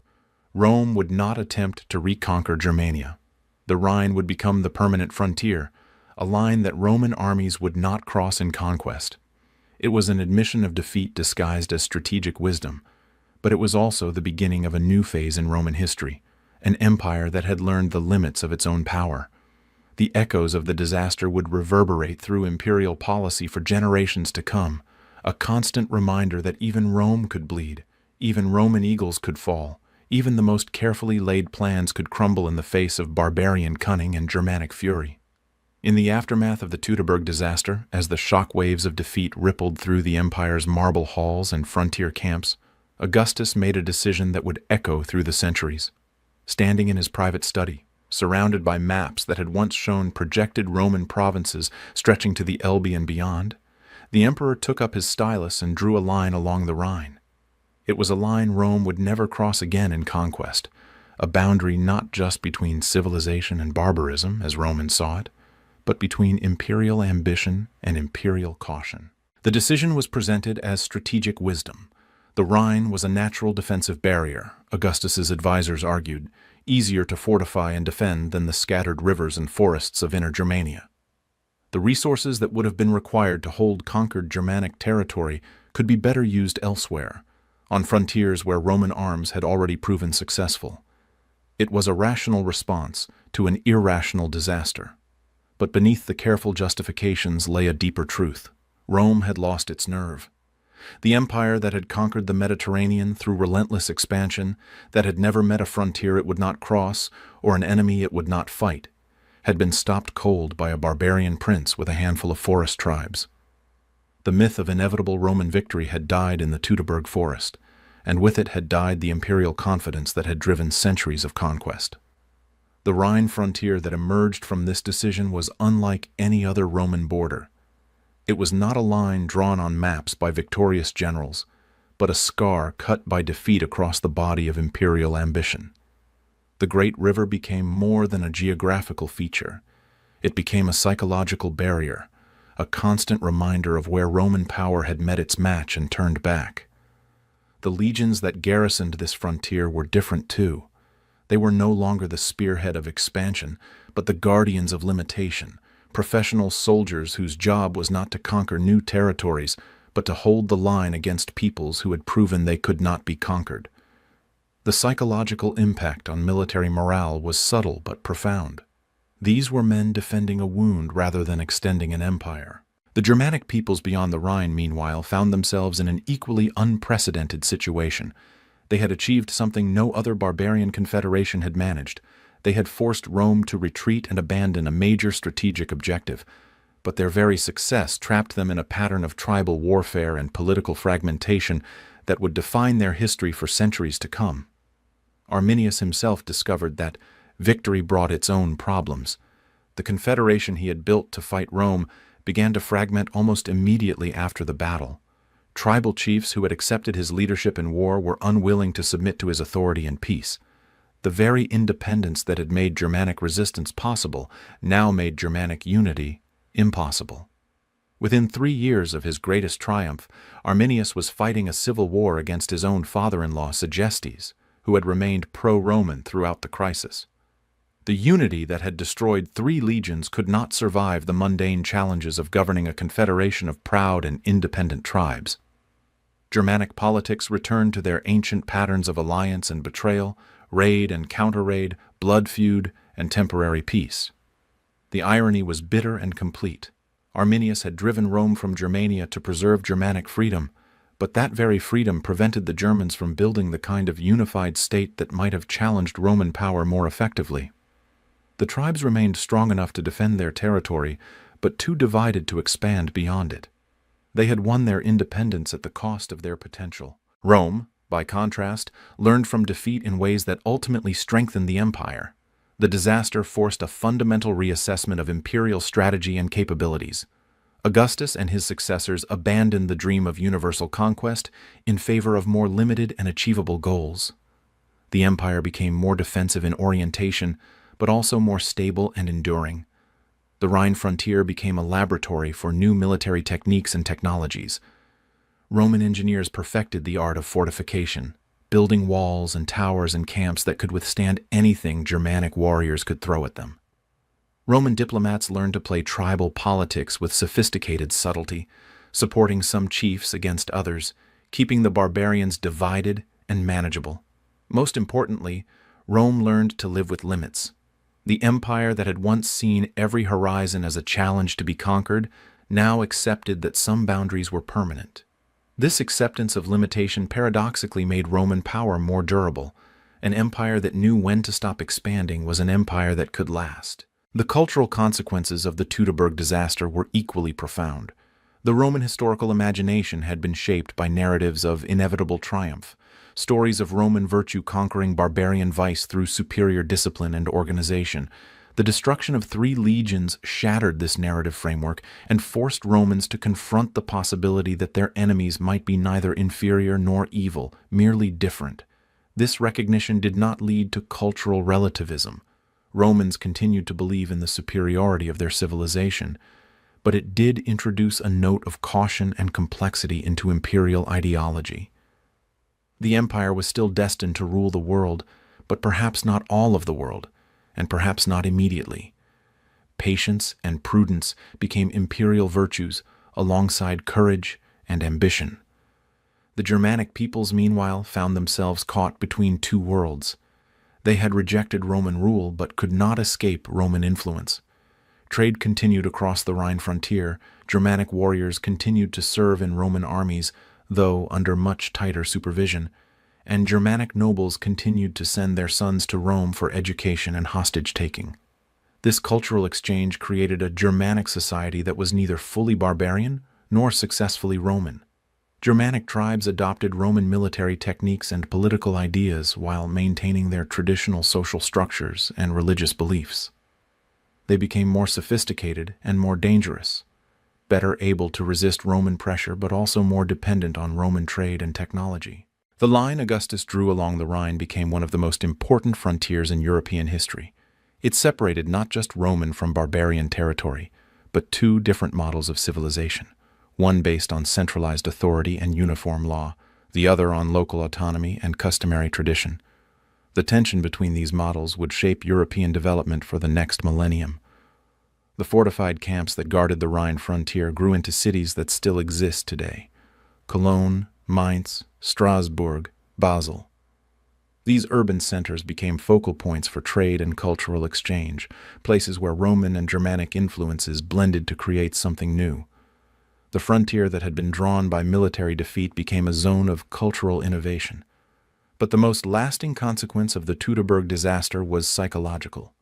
Rome had learned that it was not invincible, that barbarians could be intelligent and cunning, that expansion had costs as well as benefits.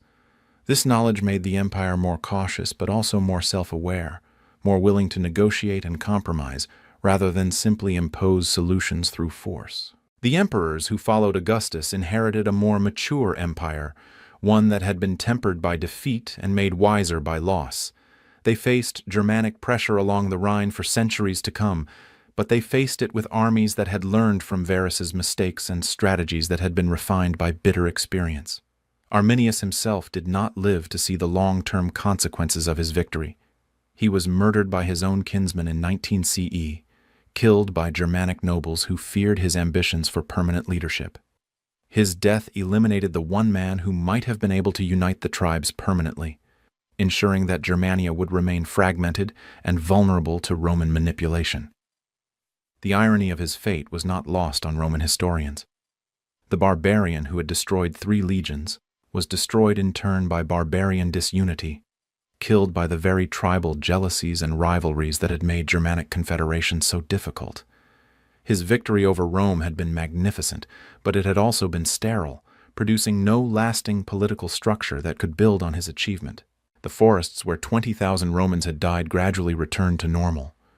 Trees grew over the scattered bones, streams washed away the bloodstains, and new generations of wildlife made their homes among the ruins of Roman ambition. The Teutoburg Forest became a place of memory and myth, its name synonymous with the limits of imperial power. But the deeper consequences of what happened there continued to unfold for centuries. The Rhine frontier held through the chaos of the 3rd century crisis, through the barbarian invasions of the 4th and 5th centuries, through the final collapse of the Western Empire itself. The line Augustus had drawn in defeat became one of the most enduring features of European geography. Today, travelers can visit the Kalkries Museum near Osnabrück, where archaeologists have uncovered evidence of the battle that changed history. Roman coins and weapons lie scattered in the German soil, silent testimony to the day when 3 eagles fell and an empire learned the meaning of limits. The museum sits near what was once the frontier between the Roman world and the Germanic wilderness, a line that still influences European culture and politics 15 centuries after the last Roman soldier left his post.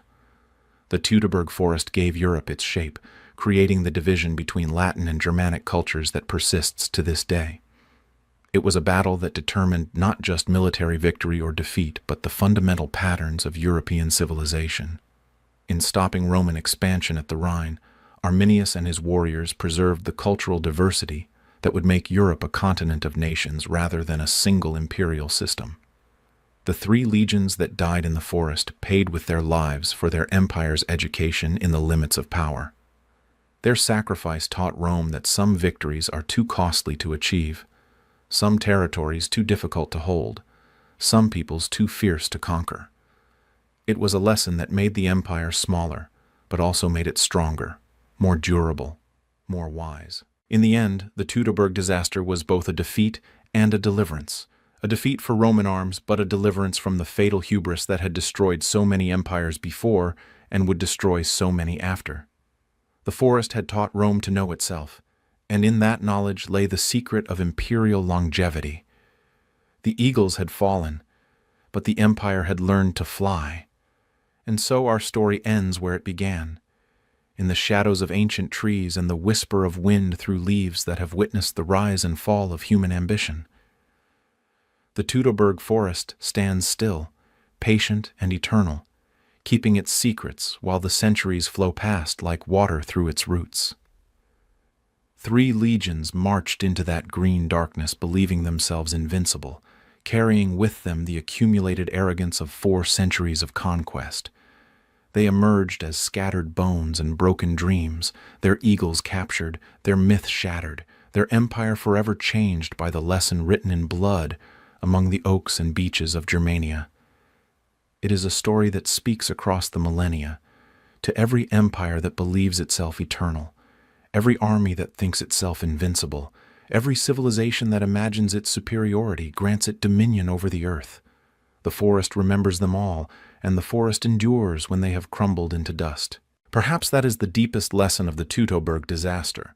Not that Rome was weak or that Germans were strong, but that the world is larger and stranger and more resistant to human schemes than any empire, however mighty, can fully comprehend. In the end, we are all walking into forests we do not understand, following guides we should not trust, confident in assumptions that may prove fatal. The trees are still there, growing taller with each passing year, their roots fed by the dreams of the dead. And if you listen carefully when the wind moves through their branches, you can still hear it. The distant echo of marching feet, the clash of weapons, the cries of men who learned too late that invincibility is always an illusion, and empires, like autumn leaves, must eventually fall. Sleep well, and remember, even Rome could bleed. Even eagles could be broken. Even the mightiest of mortals must bow, in the end, to the judgment of time and the patient wisdom of the forest.